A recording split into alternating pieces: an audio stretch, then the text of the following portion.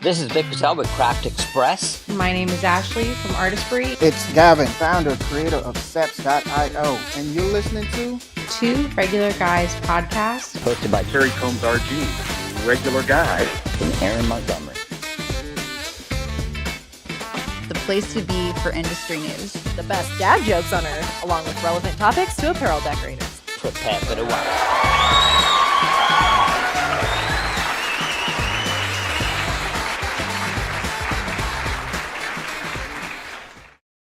It is Friday, February 20th, 2026.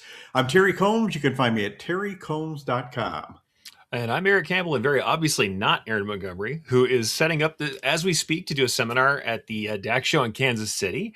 So I'll be reading his notes today and playing a convincing Aaron Montgomery as I can. I'll try and make sure that I soapbox at the right times for you guys. But hey, do you have any pom-poms? He likes to do the pom-poms sometimes. You know, no pom-poms. I have a giant coffee and the willingness to try. That is as good as we're going to get today, but I'm going to try my best. This week, Terry and I will be talking about simple, creative plays to reach more buyers, and it's kind of the part two. So this is taking on from our January the 30th episode. So that should be some interesting stuff from Terry and certainly some stuff from Aaron. But I've got a couple insights to drop in there too, because I've done quite a bit of sales. So hopefully it'll still be a decent rendition without our friend Aaron here. Awesome. You know, it's funny, Eric, you and I were conversing with Aaron, and he goes, I've been reading for 3 weeks that my seminar is this time in Kansas City, never thinking it was at the same time as the show. So you guys got this? As per the usual, I think we do. But hey, has there ever been a time we have not been able to talk shop for an hour? I don't think that's ever happened. Exactly right. All right. Make sure you stay till the very end for the secret sauce. Aaron actually recorded today's session, and he asks, are your customers choosing the cheaper shop? Aaron believes it may not be about price at all, and he has a secret sauce that's going to show us a better way than to participate in that race to the bottom. Oh, hate that race to the bottom. I'm really glad he's going to give us some insights on that. But before we get started there, we actually have our good friend Teresa Hagel here. So I really cannot wait to get into the news.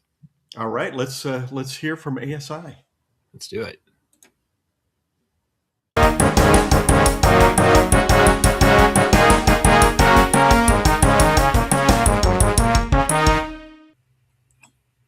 Hi, everyone. It's Teresa Hagel from ASI, and I have a couple of fun headlines for everyone. First off, I wanted to talk about Stahl's Fulfill Engine holding its second annual POD conference in sunny West Palm Beach, Florida this week. I was there. It was wonderful, especially with all the snow up here in Pennsylvania. But there were about 250 print-on-demand professionals that attended the show, and some of the insights and highlights. Print on demand is a business model, not a trend. It requires having the right internal infrastructure. It's not just about ordering and printing quantities of one. Instead, it's more about shifting from an analog to a digital production model. And it is also crucial to think about the user experience with pod and corporate merch. Print and promo pros are looking at ways to elevate shopping online, the unboxing experience, personalization, and the quality of the products themselves. So I don't have my story done yet because it's been a busy week, but you can pop back onto ASI to learn a little bit more. And there's going to be another show next year. So if you missed this year, try and get to next year's show, which I think is going to be in Austin, Texas. For my second headline, we have President Trump reactivates key African trade deal for the rest of the year. The African Growth and Opportunity Act, AGOA, initially expired in September 2025 after a 10-year extension. The deal has played a key role in promo suppliers sourcing products from sub-Saharan Africa. So this new move restores duty-free access to over 1,800 products from eligible sub-Saharan African countries, but only through December 31st, 2026, which is far shorter than past extensions. The program has historically strengthened U.S.-Africa trade relations and supported hundreds of thousands of jobs, but the short extension creates uncertainty about long-term sourcing and investment in the region. And finally, we have a look at how Olympic medal malfunctions could have been avoided, according to some promo suppliers. So you may have heard some of this news, but multiple 2026 Winter Olympics medals were reportedly broken, separating from their ribbons during celebrations. We had a reporter who talked to some promo industry suppliers, and they say that design and material choices were likely contributing to these failures. When you mix materials, it can create structural risks, especially when plastic components serve a load-bearing role. So if you head over to our website, you can read the whole story to find out more about what went wrong and how it could have been fixed. All right, thank you guys so much.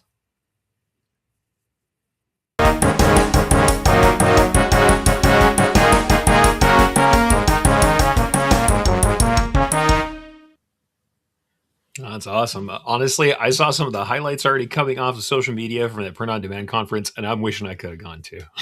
I love the fact they're going to be in Austin next year, not just because my son, one of my sons lived there, both of them used to live there, but a great town for an event like that. The Olympic medal thing, though, Aaron, Eric, I tell you what, I was when I saw that somebody holding up their medal and it just fell off. That somebody had been bragging about the fact, hey, you know what the contract is we got? We're doing the Olympics, and they're like, are you kidding me? I can't imagine. I think the pit of your stomach must just absolutely drop out. You have to just feel like you are standing over an abyss when you see that happen if you're the person in charge of those. Oh my man. gosh. All right. Well, we got a couple of regulators in this morning saying hi. So, of course, love to see a good friend of the show, Ramona McKee, is in saying, good morning, all. Hey, it's Eric with Terry. Woo woo. I'm like, I don't know if I'd get excited, but hey, I'm happy to be here. Thank you, Ramona. Who knew? Nobody until a couple of days ago. Yeah, right. I could have done better prep. I'll admit I've been a little distracted this week, but hey, I'm glad to be here and certainly glad to, like I said, hear from Teresa and hear all the good stuff going on in the industry today. And Doug Sobel at LA saying, good morning, everyone. Good morning, Doug. Happy to have you here. And if you guys missed any of those links, by the way, go ahead and check out the comments. You'll find all the links from ASI and from Teresa's stories today. All right. Well, even without Aaron here, I'm going to flip your names for the rest of the show. Okay, just heads up. Hey, if I'm not used to it by now, I'll get there. I do have a dad joke that I would like to share with you all. You know what? I think it's a worthwhile dad joke. And as everybody says, you don't usually get to see me slapping my head or shaking my head or making the usual grunts and groans. But today I'm happy to be present. So why don't we get to the dad joke? All right.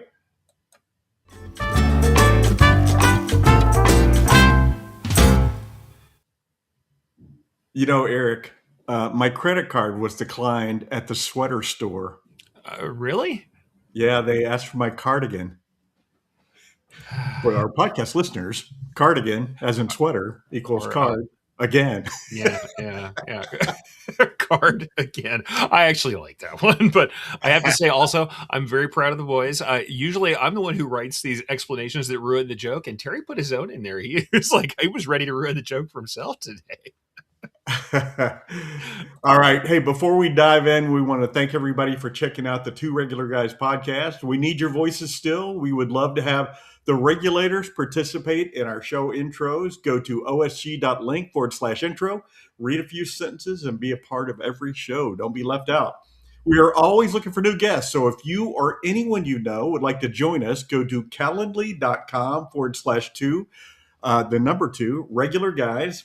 To book a future episode or email us at info@tworegularguys.com with your show ideas. If you're listening to the podcast version of the show, we would appreciate you sharing the Two Regular Guys podcast with all of your industry friends so they can become regulators too. We would appreciate you giving us a review on Apple Podcasts, Spotify, iHeartRadio, Amazon Podcasts, YouTube Podcasts. Wherever you do your podcast listening, we are there. And if you're watching us live, please join in with your comments, your questions. Give us some ideas about how you reach current customers, how you reach future customers. We'd love to share that as well. Absolutely. And honestly, I can't wait to kind of get into this because I really loved where we were headed with the original show. I mean, I was glad to see you guys were carrying this on, and I'm happy to give a little take on it too. All right. I must confess, I wasn't 100% sure where we cut off, so I'm rolling the dice here. What we were talking about back on January 30th and continuing today is simple, creative plays to reach more buyers. And, we had plenty of ideas left over from that January 30th show. And regulators, again, start posting your ideas in the comments so we can share that as well. Erich, as you said, you've agreed to take over Aaron's list and add your own flavor. So are you ready to dive in? Yeah, absolutely. Let's go ahead and start out with Aaron's first element on this, and that is the 3-minute touch list. He's got that in quotes for you guys. 3-minute touch. So, as Aaron says, many times we don't follow up because, out of sight, out of mind. But your past customers are a goldmine of potential future orders if you build a relationship. So, make a process, set an appointment on your calendar, and pick 10 past customers each week. Send a short check in, a helpful link, or a quick compliment about their business. This is not a pitch. We're just building a relationship. Instead of just checking in, you got to lead with a real reason for this. Something like seasonal timing, maybe a new staff hire, talk about upcoming events or a trend you're seeing, or maybe some sort of mistake you can help them avoid. Ask for replies, ask questions about them and their business. You'll see patterns show up in building that relationship when the time is right to offer your services. And I've got to say, I cannot agree with Aaron more on this one. When you've already convinced someone to tip, and this is something in sales always, if you've convinced somebody to tip, they already have some trust in you, especially if, as we know, I'm going to copy from you, we're doing good work, we're delivering on time.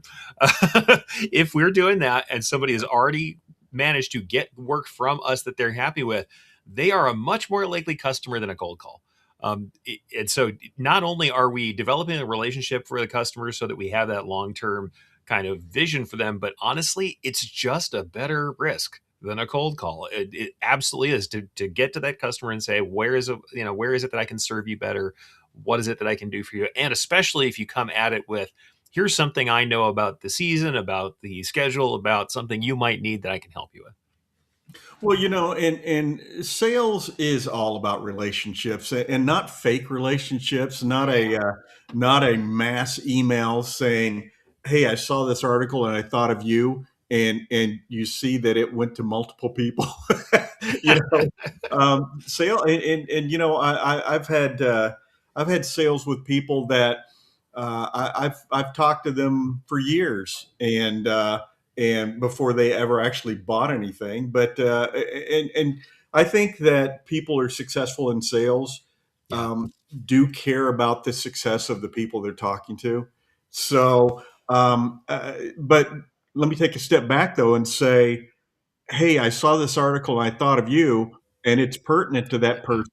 That is a meaningful thing, and it's all about feeling warm and fuzzy, right, Erich? It's Well, I mean, there's something real to it. And the joke I always said is, oh, take the horrible risk of actually caring about the person you're talking to on the other side of the right, phone. But right. it's real. I will, and Aaron, Erich, you will appreciate the fact that I've mentioned this before on the show, but at US Screen, when US Screen came out with the T-Jet 3, and the first trade show we did with it wasn't ready for prime time. And T-Jet, for anybody who doesn't know, was one of the original direct-to-garment printers. And I remember saying to somebody at the show when he was reaching for his credit card, I said, listen, why don't you give this 90 days and I will guarantee that you'll get the same price in 90 days. But this is a brand new machine, and let's take a step back. And that step back ended up being 4 or 5 years. And that person called me when I was at Equipment Zone and said, I will never forget you telling me to put my credit card back in my pocket at a trade show. And I am here to do business with you today. So sometimes these relationships aren't about taking somebody's credit card. Sometimes it's about giving them real life, real world advice. And I couldn't tell you, Erich, how many times I've said to somebody at a trade show, this isn't the right machine for what you want to do. Yeah. Early DTG, was was 100% cotton, and somebody would come up to me and say, "Well, all I do are youth baseball, soccer," and I'm like, "Mostly polyester." And they'd be, "Yeah." I'm like, "Don't buy this machine. This is not what you need. Here's what you Yeah. need to do. You Yeah. need to go over to that booth." And not every owner likes to hear that, but again, it's all about building relationships. And if it's not a sale today, maybe it's a sale tomorrow, maybe it's a sale 5 years from now. So, Well, and on top of that, we both said many times, we never know what job it is that's leading to that larger job. You never know what person is talking to someone else, who's influencing someone else in your space. Um, Keeping that kind of attitude, I find it has always paid off for me. yes. And certainly, we all know that people don't really love pushy, high pressure sales, but yes, sometimes there is selling that you need to do. You do need to advance what you have available for someone, but if you come at it from this like place of helping people, and especially then we go back to this 3-minute touch list that Aaron talked about, where it's like, hey, let's go to our top clients and really make sure we know, or they know, we care about them and that we know them. It's all just about being kind of a good, a good member of that community on top of it all, and you never know what that's going to lead to. And Eric, you have to have your own style too. You have to Yeah. have. I mean, my personality doesn't fit that person that's going to call you and leave you 5 messages on a Tuesday. I'm not that guy. Yeah. There's some people that's their style and that's who they are. Hey, if it works for you, it works for you. But Yeah. you have to be true to yourself in sales, and the sales will come. Awesome. So. All right. Well, how about the next one is live decorating events if you're built for it? Because not everybody is built for it, but man, it can be a tremendous way to make a few dollars today and also build for future business. I was just talking. It was probably about 4 or 5 weeks ago to a decorator I know in Pittsburgh, a DTF decorator on a major scale, and he was telling me about doing a live printing event. He said he was going back. Hey, Charlie, by the way, if you're watching, he's going back for a year or two of a cheerleading competition there in Pittsburgh, and he's like as I said, he's a DTF decorator. He pre-makes a bunch of different transfers, and certainly this year he says he knows a lot better about what to make. And he shows up with a couple of heat presses, and he's ready to go. And in fact, Eric, he sent me, gosh, it was probably November, December. He sent me a video of him doing a live outdoor hockey tournament, and it was sleeting when and he's there under his tent, and he was just banging out shirts, mostly sweatshirts with his I heat bet. presses, but I but bet. it's just such a great opportunity for festivals, live bands. I want to talk about that real quick. For sure. Community gatherings, high school football games. I know a guy that he's totally into, and Eric, we're all niche market people, Big time. Big time. I know a guy that he's into stock cars, and he goes to the county racetrack during the season, and he takes pictures of the cars on the track, and then comes back and puts it on a shirt. And do you think somebody who owns that car, or dad or husband or whoever, isn't going to buy that shirt? Absolutely. Yeah. And so it's just such a great opportunity. But our friends at Printed Threads down in Fort Worth, prior to COVID and now back again, they're all rock and roll guys, like Mhm. half of the people in the industry. They're all they're all in bands, and and so they go to clubs that have live music. And Fort Worth, obviously, anywhere in Texas is a great place for live music. And what they do is they actually screen print. They have a Yeah. press. They've got a little dryer that they bring in. And what they do though is they screen print shirts that have the lyrics to songs that band is playing. And Nice. then the band will come back, and as people are buying them, they're signing the shirts. And I just, when Brett was telling me about this, that who owns Printed Threads, I was like, man, what a brilliant idea. if it works for you, if that's your marketplace, don't force it. Yeah. But every community has some kind of a festivals or gatherings, usually in the fall, usually in the spring, that you could go and set up. And here's what happens: people will come up and say, "Do you do custom work?" Yes, I do. Here's my card. And every Yeah. shirt you sell, your card goes into that bag. That bag, by the way, an example, Kim at her business, she does bags with DTF transfers on them, and Hmm. so it's just a great way to have somebody walking around with that bag with your logo on it as a DTF transfer. So Oh yeah. it's just a great opportunity. So what are your thoughts on that? Honestly, I've had people tell me that number one, they've been, oh, I do embroidery. That's not going to work. Embroidery's slow.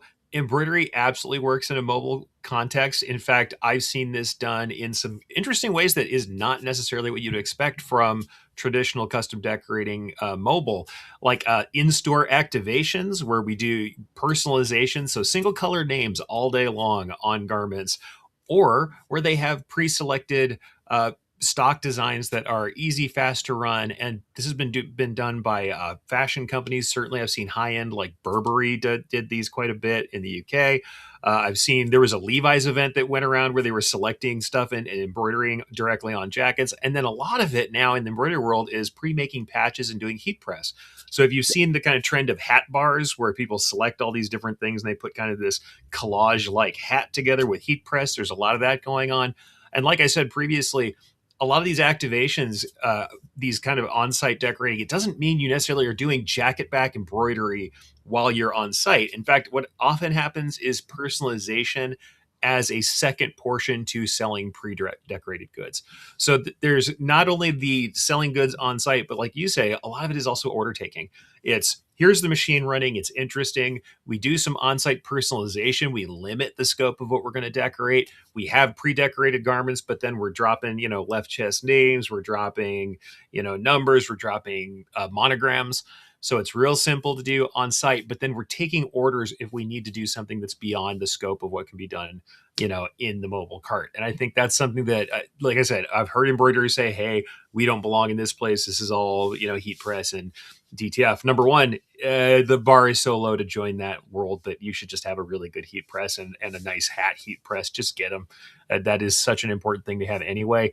Number two, we absolutely have a place in this. And the other thing I've seen that's very interesting, sometimes people take out what I always consider prosumer equipment. So if you've ever seen kind of like the either multi-needle or single needle, but they look like our cylinder bed machines or the kind of tubular hooped machines, but they are plastic shell kind of home machines. Some of these high-end decorators bring those out because they're light, they're easy to set up, and they just do name drops. They're a little slower than ours, but they are easier to haul up and down into, like I said, these in-store activations or on the floor activations where fashion companies are dropping this personalization. So it's for everybody. I think that there's a place for it, but like you said, you don't want to force it. If you're someone who does not thrive in that, if you're somebody who's like, I like the box to show up at the door and it to go back outside, and I want to be the nameless, faceless decorator, this probably is not for you because you're going to be doing a lot of customer relations that day. But if you've got it in you, I've known lots of folks who have it, not only have a great time doing it, but make incredible, like we talked about earlier, these relationships happen by being at these important events. Yeah, when I was talking about decorated bags, I said Kim, like everybody knew who I was talking about. Paisley Joe Designs. Yes, yeah. So give proper credit when credit is due. Absolutely. But Eric, what you're talking about too is people that go to these festivals and things. They don't necessarily want a giveaway T-shirt. Yeah, you're talking about a value added type of product it's just like when people talk about doing promotional hats. Give me the cheapest hat you want, and the response is, because you want someone to throw it away, or you want somebody to put it in the drawer. No, give them the hat they want to wear with your logo on it. So absolutely. And like we said, there's so many options now with heat press, and also pre-made emblems. Let's say you're an embroidery company, you still do custom embroidery, but you can order in a set of pre-made emblems ready to go with heat press, thermoplastic adhesives on them. Drag out your press and just press hats all day, or And do pre-production. Yeah, it's I will awesome. step on your soapbox with you, by the way, and Yeah, say buy a good quality heat press, buy a good yes. quality hat press. So Absolutely. I think they're worthwhile for anybody. And also for the embroidery world, if you're dabbling at all in any kind of print, heat press will become part of that. So there's really no risk to not needing that press down the road. And also if you do applique, it's always good to have a good heat press. yeah. But we do have a good comment here from Ramona, which I love. She says, I'm planning a live event for next month. I have a small machine I'm taking. See, awesome way to go. And with a stack of hats and a presentation of 2 to 3 designs to embroider as they wait. See, that's awesome. Ramona, Perfect. that's fantastic. And Perfect. I will go back to people. When I first started screen printing, I was amazed at how people would walk into my shop, walk around the counter, and go stand by the press and go, so this is how that's done, huh? How do you make the screen? How do you do this? How do you do that? Huge. Everybody loves to watch this. So, Ramona, you're going to have a crowd of people just watching that machine run. Oh, yeah. No, people forget that this is an arcane world that has a lot of interesting things going on and equipment people may have never seen. And that magic that we all felt when we first started is absolutely something that's intoxicating to a crowd. Heck, we are at trade shows all day long. You think we don't still look at machines while they're running? I do. I still look at stuff. I go look at everybody's samples and I know better. So obviously somebody who doesn't know better is going to be even more amazed by what's going on. Yeah, somebody mentioned that to me in one of my classes. Nobody wants to watch me print. I'm like, are you serious? I'm like I've never been on like Instagram where I didn't see somebody screen printing and I stop and watch the entire thing. Mm-hmm. Maybe be a little judgy. Mine's usually toward myself. I'm like, man, I really need to be doing more cool stuff. I should have done something like that. But yes, I agree. All right. What do we have next here? Let's move on from that. I think, honestly, this is just really kind of similar. Another point that Aaron makes, and I've actually got a little bit of insight on this one. He talks about getting borrowed audience by doing tiny collaborations. So we're just going to call this collaborations. But in Aaron's notes, he says, to pair up with complementary local businesses, photographers, gyms, breweries, schools, nonprofits for a simple giveaway, bundle, or spotlight swap. And once again, this is something I've actually done in business. So we can talk about this. And we actually did this specifically with breweries before. So it's really kind of interesting because you kind of don't think about where this might go, because the first thing you think is like, all right, so am I advertising who? To the person I'm collaborating with? Is it the customer? What am I giving away? And some people will say that they don't kind of understand this as a way to do this thing. But let me tell you that when you start collaborating with a local business and the people who are in that same market as the local business will start to take interest. For us, we started collaborating with well-known breweries and then other breweries. It was in that big microbrew revolution.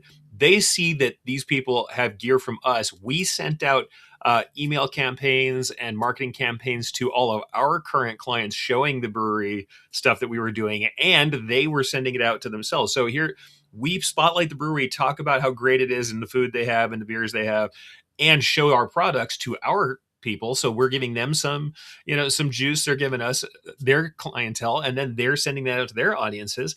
And the other thing that you don't expect is that the other breweries, other restaurants look and they go, oh, they've got cool aprons. And who did their aprons? Who did that stuff? Who did that giveaway with them? We should probably check those guys out and see if that's something we want to do. It's not always the customer, because you think it's like, oh, these people in a restaurant, why do I care? The people at the gym, are they somebody? But here, everybody's going to the gym, hopefully. Some more than others. Everybody's going to the brewery. That's over. All right. Give up day is already passed. Everybody's going to the brewery. Everybody's got a kid in school or knows somebody. Everybody's getting something done at one of these service places. So you also don't know when you are accidentally marketing to somebody who's in acquisitions for some giant company. I know I've had that happen by accident before.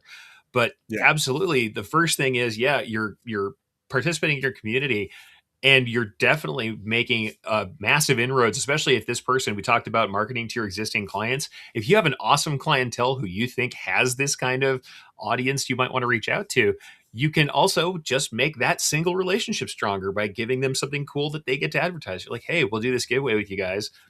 On your next order, we'll add something extra that you can give away to your people, and we'll do this combined media blast where you guys do an email, we do an email, we put out some flyers, we do whatever it is that is right for that medium. We do, we do some social media together, and then as we do that, you're strengthening the single relationship, you're advertising to their customers, their audience, and you're advertising to everybody who's in their vertical, saying here's some trust from someone else who is in the same market that I am, saying here's somebody who can make merch that I like, that works for what we do. Yeah, 100%. And I'll give you a freebie. If you are in the marketplace where you can do 5 of something, reach out to every wedding planner that you can find in your area, and suggest to them that they sell packets of bachelorette and bachelor party shirts, and Yep. that it's five for the bride, 5 for the groom, or so. And my 25-year-old daughter right now is on her way to California for a bachelorette party. And this is the second or third time in the last 6 months she's done that. But a wedding planner can say, "Oh, you're going to do a bachelorette party in Nashville. That's unique." Now, anybody who's been in Nashville will see these shirts everywhere. All the bachelorette parties going on, but. What a great way to, you don't do anything. You give them some graphic ideas, maybe a little book of things to pick from. They give you the sizes, the colors they want, wham, bam.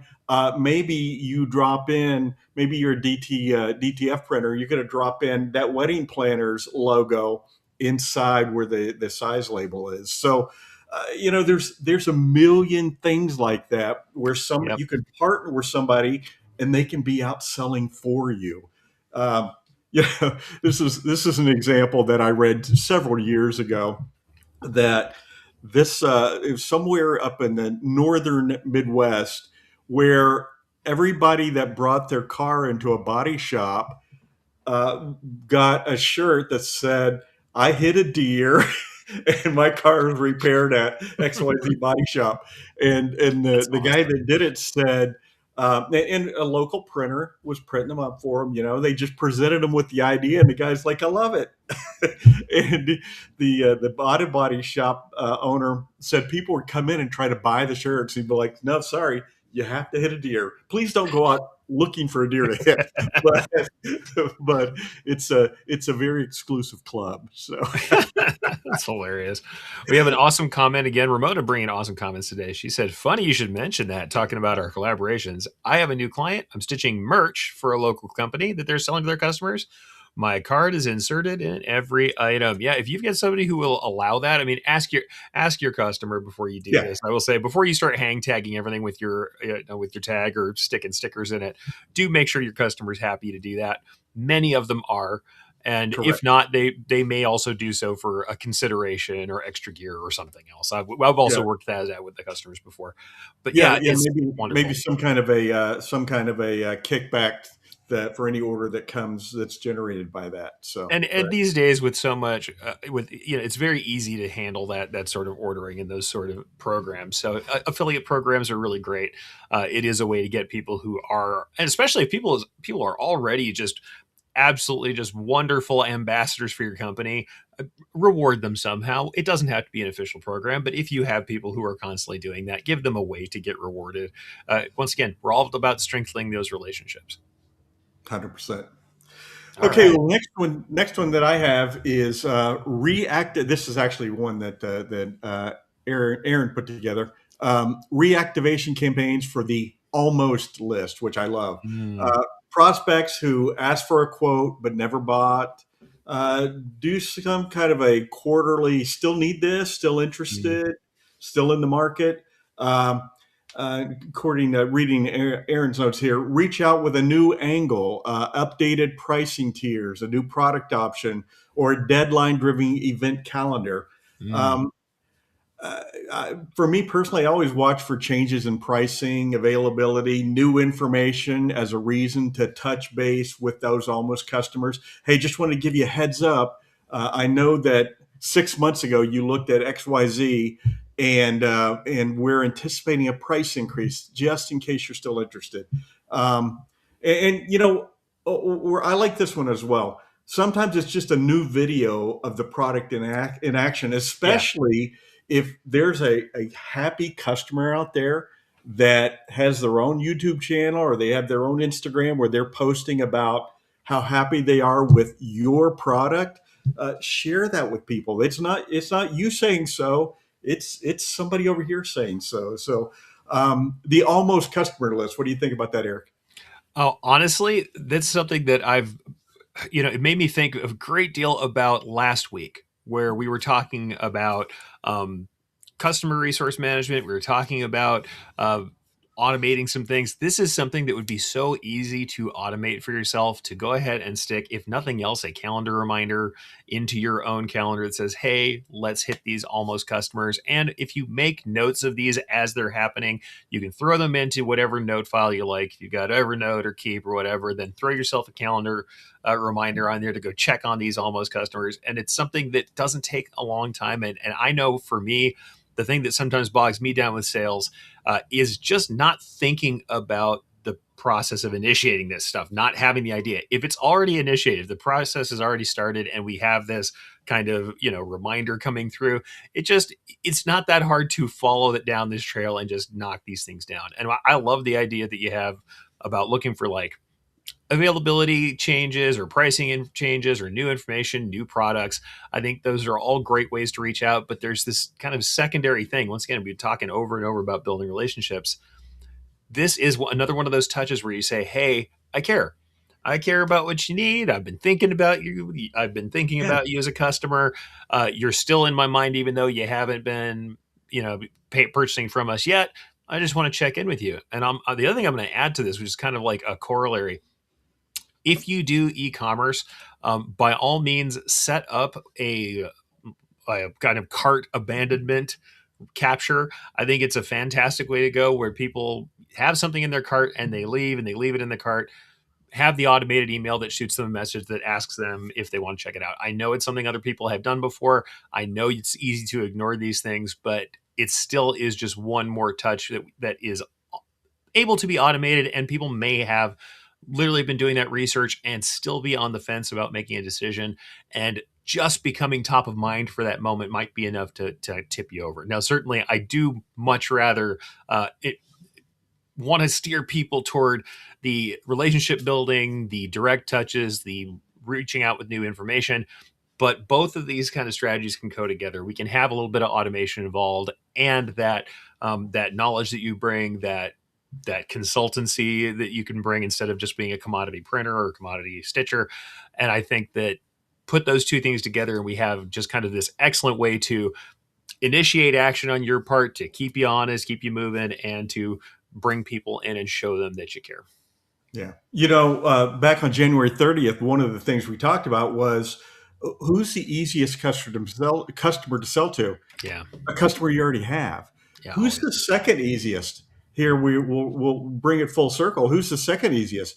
The person you already did a quote for, the person you've already had a conversation with, the person you've started to have a relationship with. So, let's go the far end of that is the cold call. The customer you already have, the customer you almost have is certainly right behind the the customer in hand. So don't forget about them. So. Well, and that's the thing. We're always looking for who do we talk to? What do we have that reason for the opener? And here's your opener just written for you large. So, like I said, I love this concept of the almost list. I think that's a fantastic way to go. And in fact, once again, branching off from this outside of the sales portion of this, I think we should all kind of have an almost list for not only this kind of stuff, but almost tasks or almost improvements or almost, sales pitches we were going to do for marketing. We should have these almost lists, because if something gets to the point of that much thought, it might be worthwhile checking back in and saying, okay, we did tip on this.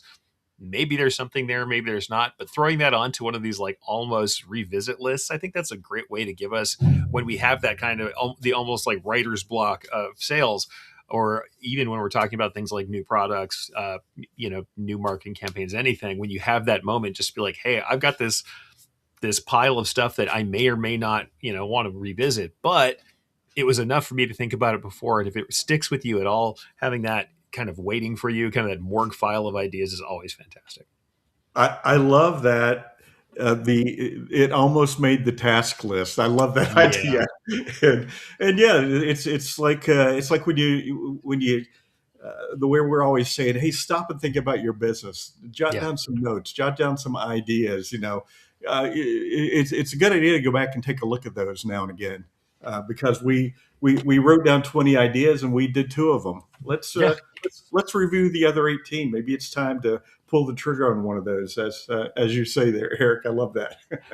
Here's the other thing. Everybody always says, oh, well, you threw that idea. It's not any good. This doesn't mean you're necessarily going to do any of this stuff, but let me tell you what. It's kind of like when you're making a decision for, and I know this is just a stupid daily event kind of thing, but you're trying to make a decision for dinner with somebody else, whether it's your spouse or your friend, and it's the instant you decide something that they go, no, not that. Sometimes that's a viable answer. The no, not that answer is fine, because every once in a while that can still sharpen you up. You've got 3 answers and they say, I don't care. Here's a few things, or of these 3 things, which I don't care. And you go, okay, let me just choose one. And so they will, yeah, no, not that one. Same thing with these ideas. It might be okay that all it is no, not that, but it'll get you out of that rut or out of that blocked phase where you don't have anything going. I love it. Yeah. My mental, as you know, this is the way my mind goes. I was just rolling through my head that commercial where inanimate objects and animals are saying, "What's for dinner? What's for dinner?" It's the endless question. But I think the funny thing is, it's the same question with any of the stuff we're doing in business. It's like, hey, well, what do we do next? What do we do now? There's always more. So there's invariably that time where you don't feel inspired, and the almost list is great for all of those things. Well, I woke up really early this morning at 5 a.m. With some thoughts like this running through my head. So I got up and made myself a cup of coffee and made myself a list over here on this other screen. So, well, isn't that the thing, that it's like it's the writing is kind of the start of all these things, isn't it? I think that's it. Getting it out of your head, whether that's the almost list or taking notes or whatever it is, it's the start of all the creative processes. Exactly. All right. Well, let's wrap this up with the last point that Aaron put together for us. Yeah, let's talk about this one. And I like this. This is the quote magnet offer. So in this one, Aaron suggests that we create a low lift hook that triggers quote requests, like send us your logo, we'll mock up 2 options by tomorrow, or we'll build your Spiritware starter pack in 15 minutes. What I like about these is that it doesn't require somebody to make a massive ask. You've already offered what you're willing to do. But I'm going to jump in immediately and say the first thing I think about this, when you do this stuff, make sure that you've got your scope defined really nicely. And I think Aaron's suggestions here are fantastic for that. It's like, we'll mock up 2 options. We'll build your starter pack in 15 minutes. I know for sure that in Aaron's mind, he already has the options for garments that he was going to put together. He already has layout options ready to rock before he ever sees that logo. He knows exactly what he's going to pitch. He has materials ready so that this is a drop in and run situation. They send you a logo and you're going to drop this in with basic automation and out the door so that you've got this rolling. And I think the awesome thing about this is you're not asking somebody to make a bunch of decisions. You're not saying, hey, we can make anything for you. What do you want? And now they have to come up with all the ideas. It's, here's a directed target. I've established for you what I expect from you. I've told you what you can expect from me. And I've limited the scope so that I know exactly what I'm going to deliver to you. And I know I can do it in the time that I said I can do it. This is perfect. It takes a lot of that out of there. And it provides the other thing that people really want, especially these 2 options. It gives you this kind of visual proof of what you can do, and it sparks their imagination. Because I hate to say this, and I always do this in my classes. I go, okay, are we all alone and there's no customers in the room? Customers don't know what they want. They have no mind for this thing. They're not creative, and they're not really going to do anything with you. Now, that's not always true. But the number of people who are just like, they'll know it when they see it, they want you to come up with these ideas. They want you to provide the images that work. And when they see it, they do actually know it. And once again, even if that is the no, not this answer, usually it still spurs them closer to a decision. No, you don't want to just come out with junk and end up where they don't like what you put together, but frequently enough, you put out a decent setup for these kinds of mock-ups or a decent setup for these kinds of starter packs that looks professional, it shows what's possible. And even if it's not 100% right on, it will spur them to say, okay, I see what you've got here, but can we get this sweatshirt in a full zip, and can you do a split front? Can I do something like this? I'm imagining this sort of garment. Do you have something like this that you can set up? And this is an awesome way to open up those questions and to get the information from that client, that potential client. When those questions occur, they have shifted into the almost list, and Yes. hopefully beyond that. And I like what you're saying there too about making it simple. This is an easy thing, and I think to add to that, make it feel like there's not an obligation on your part. By me Totally. spending 15 minutes on your starter pack does not obligate you to buy anything from me. I just want to show you what we're capable of. And I will go back to a previous century when I started my screen printing business and I was looking for new business. I would just grab logos, put them on a shirt. I'd make a screen. I invested in a film positive, invested in a screen. I invested in a t-shirt, and I printed their logo on a shirt. And I would just walk in and say, hey, screen printer in town, I just want to introduce myself to you. I did this shirt for you. And I will, I guess I quit at just the right time because I had 100% success doing that. Translating to every person that I did a shirt for, without them knowing I was bringing them a shirt, placed an order for t-shirts. So every single one. So did I pick people who I felt should be in the market for a t-shirt? Absolutely. I didn't go find some, accounting firm and say, hey, I did this shirt for you. But, it's tax time, call so-and-so. No, I didn't do that, but I did, I mentioned before, auto body shops and businesses like that, where they have people walking in the door and again, they want to have a relationship business too. And hey, I just did this work on your car. Here's a t-shirt for you. And it makes everybody warm and fuzzy. So I love this idea that Aaron has shared with us as well.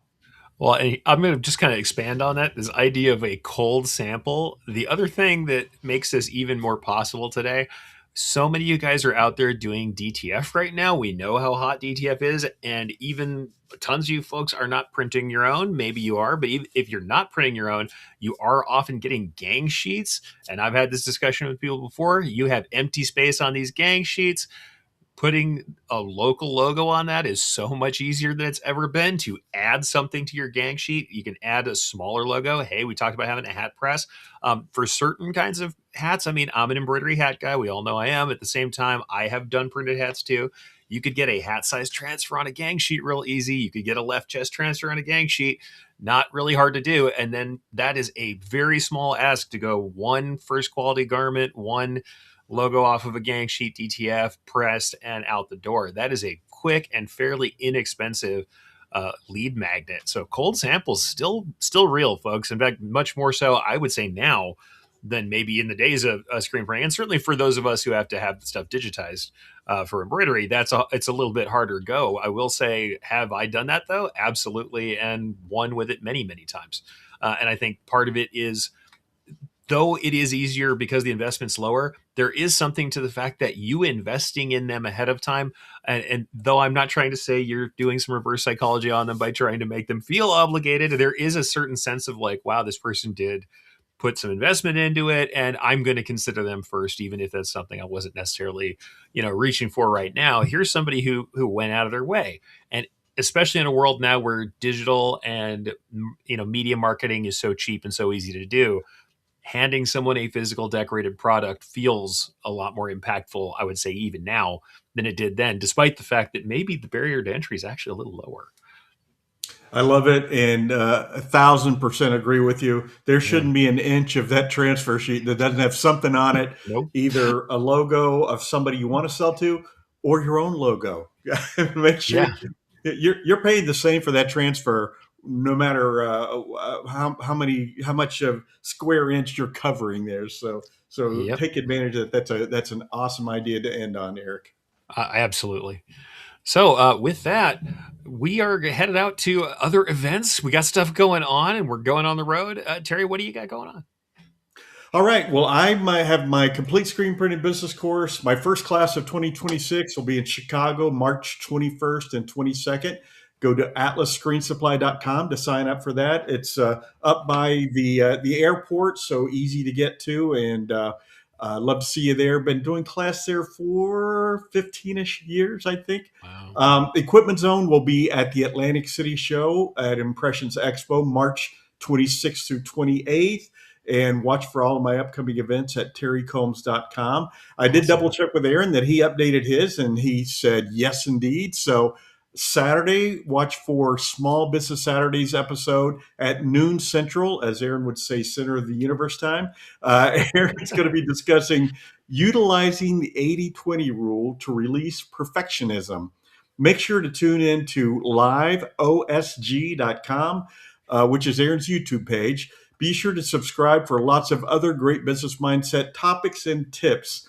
Then the next week, Aaron is off to Las Vegas for the International Personalization Expo, APA, as it was once called, February 24th through 27th at the Horseshoe in Las Vegas. That is personalizationpros.org.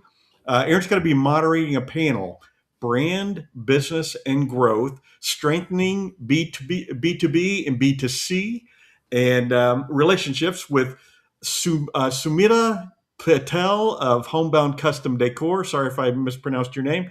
Kurt Himes of Himes Awards, and Josh Perry of Perry Designs. Nice. How about you, Eric? What do you have coming up?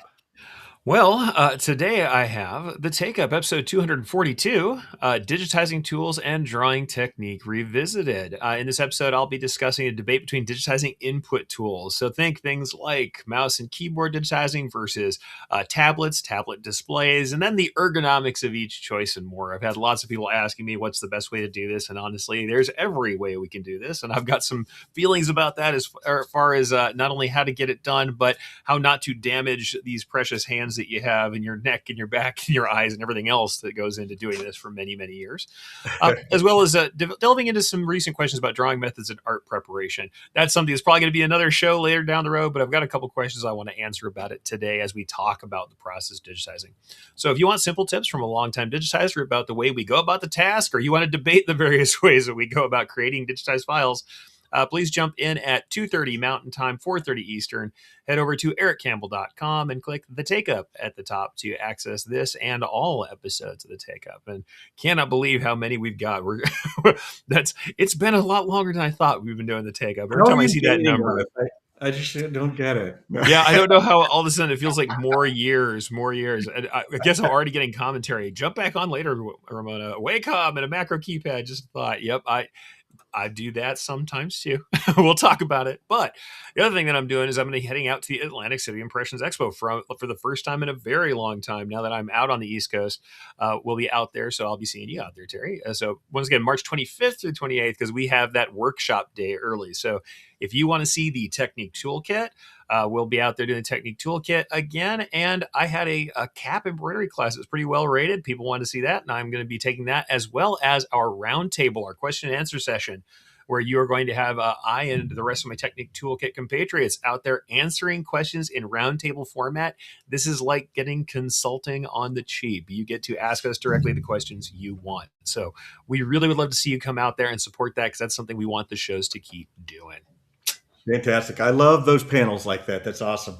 Oh yeah, it was absolutely wonderful. If you didn't get to see it, I talked about it in the previous episode. We did kind of or 2 episodes back, I did a little review of it. And the last episode, I brought everybody back in for kind of a reunion show where we talked about it and to some of the people who were there, and they really loved it. So it was really cool.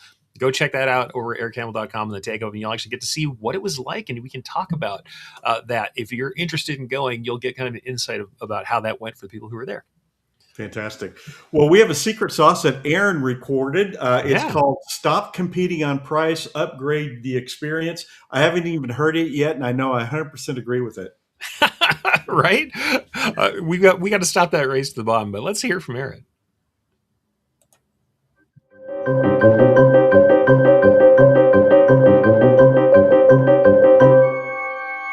So are you tired of competing on price?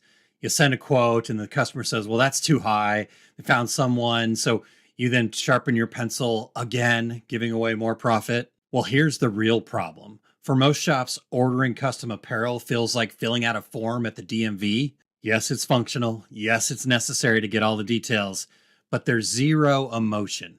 And when the experience feels generic, the only thing left to compare is price. Hey there, regulators. Aaron Montgomery here with today's secret sauce. Today, I want to talk about how to make ordering from you feel bespoke. Now, bespoke is just a fancy word that means custom made and tailored specifically for someone. Now, most of us are not creating one-of-a-kind runway fashion pieces. I get that. But we can absolutely create a tailored buying experience, and that changes everything. Here's the core idea. Even if your production process is standardized, which I hope it is, your customer's experience doesn't have to be. Most customers can't judge your print quality until they get the shirts in their hand, but they can judge how you make them feel during the process. And that feeling is where loyalty is built. So how do we make ordering feel bespoke even when it's not? Well, first, upgrade the visual experience. Don't just email a quote with a line item that says left chest logo. Send a clean mock-up, show the shirt color, show the placement, let them see their brand come to life. It doesn't have to be complicated, it just has to feel intentional. My friends at CorelTrainer.com understand this, and it's built right into their simple designer software. Second, guide the proof approval process. Instead of sending a PDF and saying approve this, walk them through it. Highlight things like sizing, placement, ink colors, confirm their spelling, confirm the quantities. Make it clear that you're protecting them from mistakes.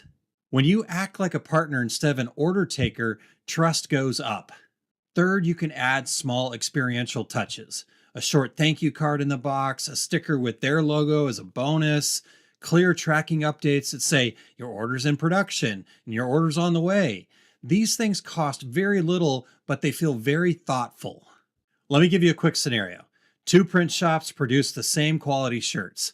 Shop A sends a basic invoice, one proof, and a tracking number. Shop B sends a polished mock-up, confirms details clearly, provides updates along the way, and includes a handwritten thank you note. Which shop's going to get the reorder? Who gets that referral? Yes, I know that you're beautiful or handsome, but unless you're shop B, you better start trying to find new customers. The difference is in the experience. When you create a buying experience that feels tailored and personal, pricing becomes less of the main conversation. People pay for confidence, they pay for clarity, they pay for feeling taken care of. So here's your action step. Pick one part of your ordering process this week and upgrade it. Start small. Doesn't have to be anything major, just any upgrade you can make. Test it, refine it, see what the customer's reaction is. You may sell custom apparel, but what your customer buys is the experience of being understood. Make that part exceptional and taste the delicious rewards of this secret sauce. So that's today's secret sauce. Go create an experience that your customers will remember. Yes, you got this.